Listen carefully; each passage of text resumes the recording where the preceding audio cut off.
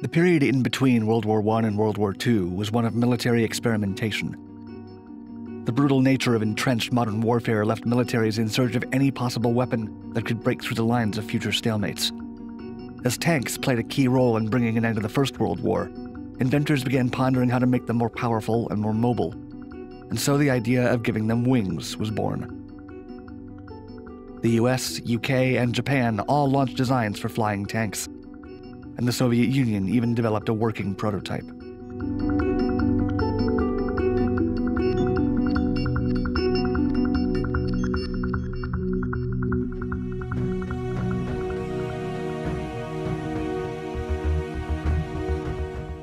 Beginning in the 1930s, countries sought to get a tactical advantage over each other that could prevent future conflicts. Engineers and inventors began imagining the possibility of dropping tanks from the sky directly behind enemy lines to weaken their position and break fronts. Soldiers had already been dropped from planes using parachutes in order to capture or hold key objectives while reinforcements could arrive by ground. Combat support equipment had also been delivered by planes by means of parachutes or military gliders. But a tank had yet to be delivered by air, and the prospect of it seemed incredibly enticing. There were challenges to overcome, such as having to drop vehicles and crews separately, which gliders promised to solve. However, carrying heavy loads such as tanks, dropping them, and keeping towing aircraft out of the battlefield presented a greater challenge.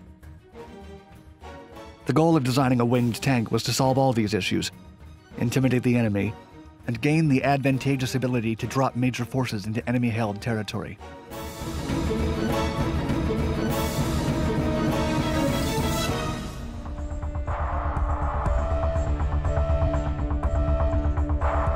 The United States military reportedly never took the idea of a flying tank very seriously.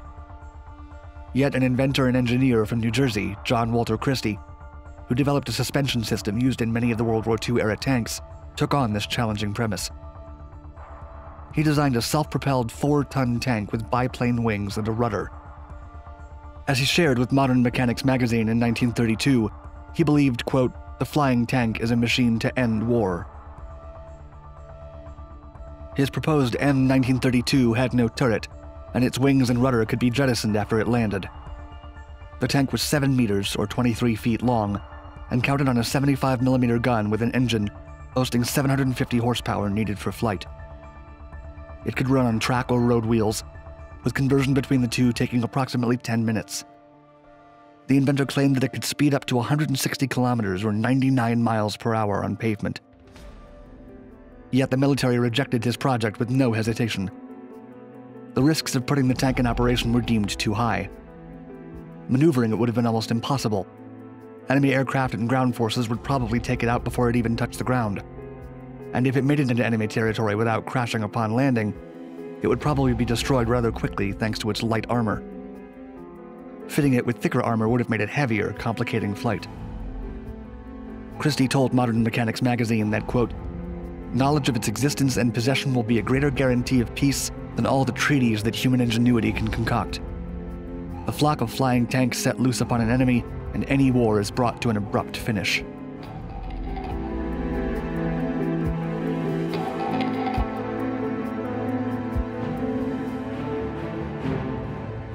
The Japanese developed their own flying tank in 1943 to join their airborne ranks.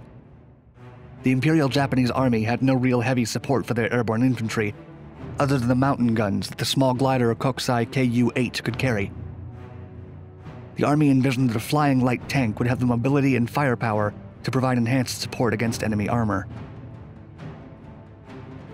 The proposed solution was to develop a glider portable light tank that could at least partially fly, since the Ku-8 was not strong enough to carry a tank. Mitsubishi was in charge of designing the new machine based off of the Type 98 KENI tank. Their resulting Special No. 3 KURO, or flying tank, was only 2.9 tons, not counting the wings, and could carry a crew of 2 people, a driver in the chassis, and a commander acting as gunner and loader in the rear. It had a Type 100 37mm tank gun, with no machine gun. Plans were developed to mount either a flamethrower or a machine gun in place of the tank gun, but this was never seriously attempted. The KURO had detachable wings, but was meant to be carried into battle by the heavy glider Maida KU-6, designed specifically for this task.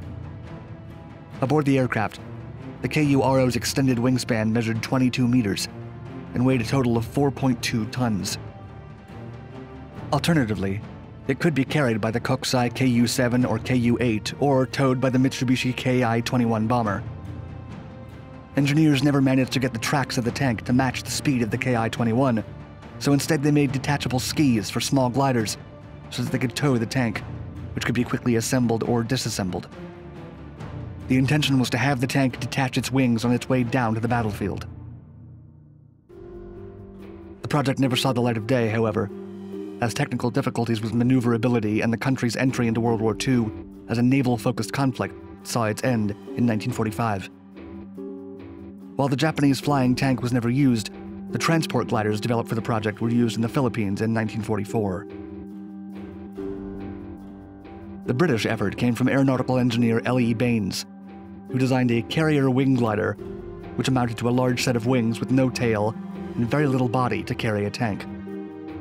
The 100-foot wingspan design was perhaps too ambitious, and so he developed a smaller glider, the Baines Bat, intended to convert tanks into temporary gliders. A prototype was built in wood and half in size in 1943 by Slingsby Sailplanes. The glider was successfully tested at the Airborne Forces Experimental Establishment in Yorkshire by Flight Lieutenant Robert Cronfield. Despite the success of these tests, the Baines Bat was not further developed.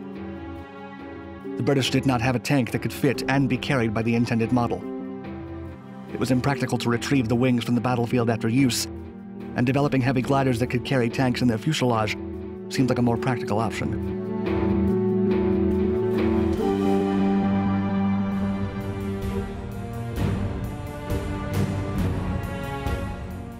When the Red Army began considering airborne tanks, they decided to deliver T-27 tankettes from TB-3 heavy bombers directly onto airfields, without a parachute or any other sort of assistance.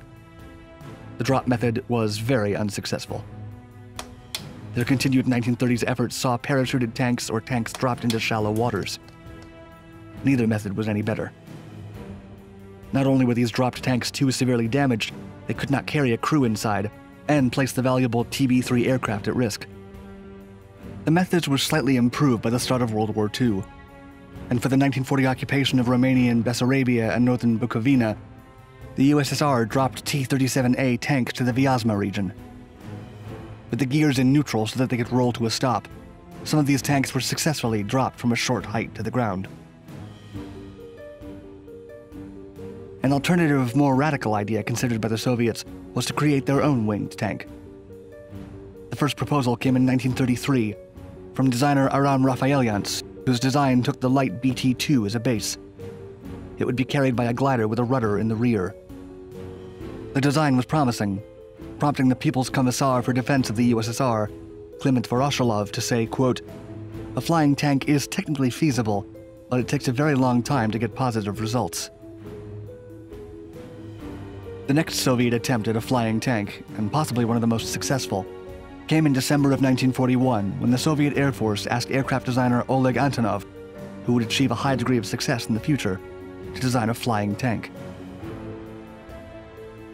His proposal was named Antonin 40 Krylia tank, meaning winged tank.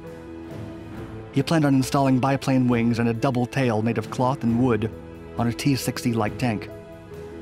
It could have the wings removed upon landing. Calculations made on the design proved that the T-60 was too heavy to properly fly, so for the prototype, the turret, ammunition, and even headlights were removed, and the fuel was reduced to only 36 gallons. The intention was to have future models include a turret, which would be turned rearwards during flight and connected to the ailerons and rudder so it could be used for piloting. The tank weighed a total of 17,205 pounds and was controlled during flight by the driver by means of cables attached to the flaps and ailerons. It was intended to be towed by a Tupolev TB-3 or a Petlyakov PE-8. Other than removing parts, the prototype, built in April of 1942, had no additional adaptations to make it suitable for flight. The goal of this flying tank was to have it support airborne forces with a small crew of 2 people. The A-40KT was tested for the first time on September 2, 1942, with Sergei Anakin, a renowned test pilot and hero of the Soviet Union, driving and piloting the tank. The A-40 was attached to the back of a TB-3 bomber for towing and, hopefully, flight. Its heavy weight began overheating the engines of the plane. The TB-3 went up to 80 miles per hour while at full force due to the weight, and the A-40 only went up about 130 feet before the bomber had to ditch it. Despite the low-speed, low-altitude release, reports claim that the winged tank glided smoothly. After landing, Anakin detached the glider wings and double tail. He then drove the T-60 back to the airport. Regardless of the relative success of the test, no further versions of the design were elaborated, primarily because no Soviet aircraft could tow the winged tank at the necessary 160 kilometers or 99 miles per hour. In February of 1943, the tank was officially canceled.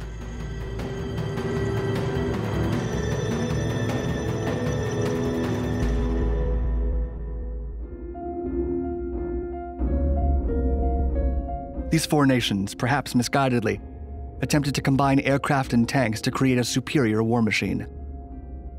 While the Soviet Union and the British saw limited success in test runs of these projects, the plans for flying tanks were discarded by each nation as they became evidently impractical, dangerous, and inconvenient.